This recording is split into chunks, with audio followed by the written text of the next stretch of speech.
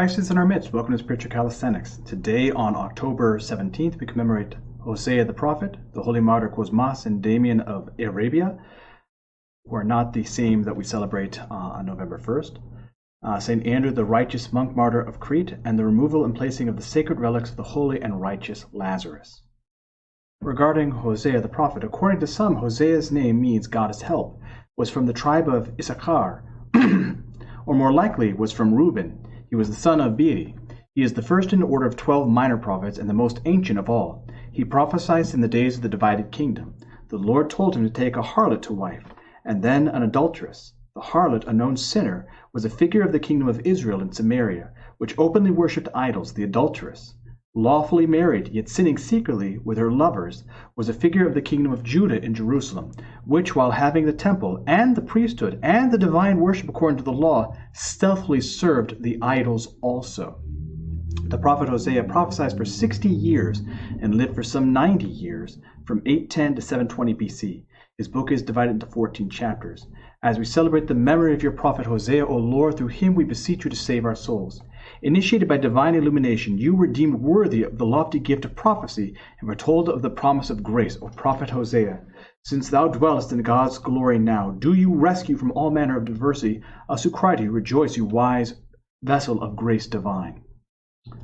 Next, we celebrate St. Andrew the righteous monk-martyr of Crete. Now, it should be known that this is not the same St. Andrew of Crete that wrote the great canon, who was also of Jerusalem. St. Andrew was from the island of Crete, where he lived the monastic life. During the reign of Constantine Copronymus, he came to Constantinople and suffered many things in defense of the veneration of the holy icons. Finally, he was dragged to the market, bound by the feet, one of which was severed by a fishmonger's wielding a cleaver, and thus the saint surrendered his spirit unto God in the year 761.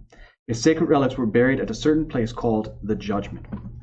Now, this means that he was suffered for the sake of iconography, as we mentioned yesterday during the iconoclast period. And Constantine Copronymus is called such because when he was being baptized, he defecated into the baptismal waters, sort of a herald of things to come, as it were. Trained on the mountain in ascetical labors, with the whole armor of the cross, you did vanquish the spiritual raids of unseen enemies, and when you had stripped yourself with great courage for contest, you did slay Copronymus with the sword of true faith. For both these things have you been crowned by God, O righteous martyr, blessed Andrew of great renown. On this day the Church of Christ, with great rejoicing, observes the resplendent festival of your illustrious memory, summoning all of the faithful to come together. She is glad, for she possesses the precious treasure of your much afflicted blood, O martyr Andrew, light of the Orthodox faith. The letter of St. Paul to the Romans is for Hosea the Prophet. Brethren, God has mercy on whomever he wills, and he hardens the heart of whomever he wills. You will say to me then, why does he still find fault? For who can resist his will? This meaning basically that if God is in control of all things, then that means that even when I sin, it's according to his will, right? So how am I at fault? But who are you, a man, to answer back to God? Will what is molded say to its molder, why have you made me thus? Has the potter no right over the clay, to make out of the same lump one vessel for beauty, and another for menial use? What if God, desiring to show his wrath, and to make known his power, has endured with much patience the vessels of wrath made for destruction, in order to make known the riches of his glory for the vessels of mercy, which he has prepared beforehand for glory, even us who he has called, not from the Jews only, but also from the Gentiles. Now, we have to be careful here when we read this, because it can lead us into Calvinism and the idea of predestination, the idea that no matter what, you're destined for glory or you're destined for hell. And you know what? That's just the way the cards fell. It means basically that we have certain dispositions within us. Some of us are more patient than others. Some of us are more prone to anger than others. Whatever cross God gave us in our personality, it is not for us to go, well, that's how God made me. It is for us to turn to him in weakness and meekness and say, God, help me become a better person. Because then that which was made for destruction can become our glory, can become our mercy. As indeed he says in Hosea, those who were not my people, I will call my people, and her who was not beloved, I will call my beloved. And the very place where it was said to them, "You are not my people," they will be called the sons of the living God. And Isaiah cries out concerning Israel, "Though the number of the sons of Israel be as the sand of the sea, only a remnant will be saved. The Lord will execute his sentence upon the earth with rigor and dispatch." And Isaiah predicted, if the Lord of hosts had not left us children, we would have fared like Sodom and been made like Gomorrah. In other words, we would have wiped out but for the Lord's help. What shall we say then?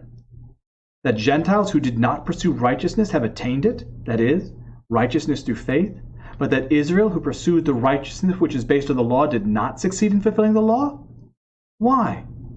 Because they did not pursue it through faith, but as if it were based on works. In other words, when we look only at the letter of the law and we pursue only the letter of the law, so I'm going to just force things to work, it won't work. We can't be saved. We can't attain anything without God's help, his grace, his mercy. And so it's important for us to humble ourselves, and then we can appreciate things and attain that salvation. "Behold, I am lying in Zion a stone that will make men stumble, a rock that will make them fall, and he who believes in him will not be put to shame." In other words, Christ is that stumbling block, the thing that doesn't make sense to them, and yet he is the one that destroys all things that were old by showing what they truly were supposed to be. Not destroying the law. He's fulfilling the law, but he's destroying the misconceptions of the law and putting all those things to shame. The Gospel for the week from St. Luke. At that time it happened that as Jesus was praying alone with the disciples who were with him, and he asked them, "Who do people say that I am?" And they answered, "John the Baptist. But others say Elijah, and others that one of the old prophets has arisen." And he said to them, "But who do you say that I am?" In other words, people can have misconceptions. People can understand things. And we can get an idea of the pace of the people by asking, well, what do your neighbors think? Without ever actually having to say what we think. And so Christ asks them, "Who do you say that I am?"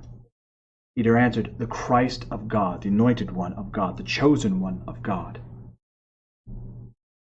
But he charged and commanded them, "Tell no one, saying, the Son of Man must suffer many things, and be rejected by the elders, and the chief priests and scribes, and be killed, and on the third day be raised." In other words, that Messiah, that stumbling block that they're all thinking about, is the idea that the Messiah supposedly was going to come to free them from persecution and the rule of the Romans. But that's not what Christ has come to save them from. He's come to save them from something much greater than that, death itself, because he is the Christ. He is the Messiah. And it was from this statement, of course, that Peter becomes the leader of the disciples. And when Jesus Christ says, "The gates of hell shall not conquer against it." I hope that you've enjoyed today's Spiritual Calisthenics. Have a blessed and wonderful day.